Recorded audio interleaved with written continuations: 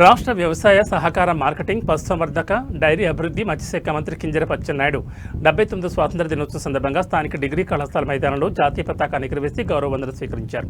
ఈ సందర్భంగా మంత్రి ప్రజలకు హృదయపూర్వక శుభాకాంక్షలు తెలుపుతూ రాష్ట్రం సర్వతోముఖాభివృద్ధి, పారదర్శక పాలన, ప్రజల సంక్షేమం కోసం ప్రభుత్వం అంకితభావంతో పనిచేస్తుందని తెలిపారు. స్వాతంత్ర సమరయోధుల త్యాగాలకు స్ఫూర్తిగా సూపర్ 6 పథకాలు అమలు చేస్తున్నామన్నారు. ఎన్టీఆర్ భరోసా, డిఎస్సి టీచర్ల నియామకాలు, దీపం 2, తల్లికి వందనం, అన్నదాత సుఖీభవ, చేనేత ఉచిత విద్యుత్ పథకాలను వేగవంతంగా అమలు చేస్తున్నామని పేర్కొన్నారు. ఈ రోజు నుంచి రాష్ట్ర వ్యాప్తంగా మహిళలకు ఉచిత బస్సు ప్రయాణం ప్రారంభించడం చారిత్రాత్మకమని అన్నారు.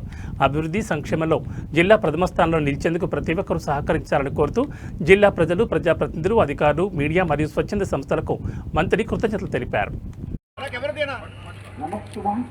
అర్పించుకున్నాము. శ్రీకాకుళం జిల్లాలో 79వ స్వాతంత్ర దినోత్సవ వేడుకల సందర్భంగా భారత స్వాతంత్ర్య సమరం అనేక పాయలై సంగమమై వివిధ రంగాల సమ్మేళనమై సాగింది. అందుచేతనే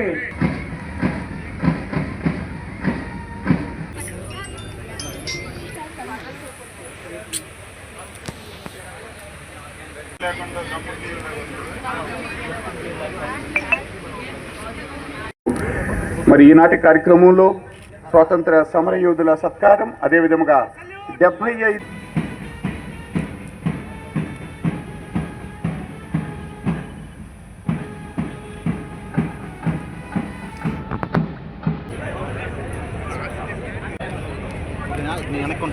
కూడా ఈ రోజు మనకి అన్ని కేంద్రాలలో, సామాజిక ఆసుపత్రుల్లో కూడా, జిల్లా ప్రధాన కేంద్రాల్లో కూడా అందుబాటులో ఉండే విధముగా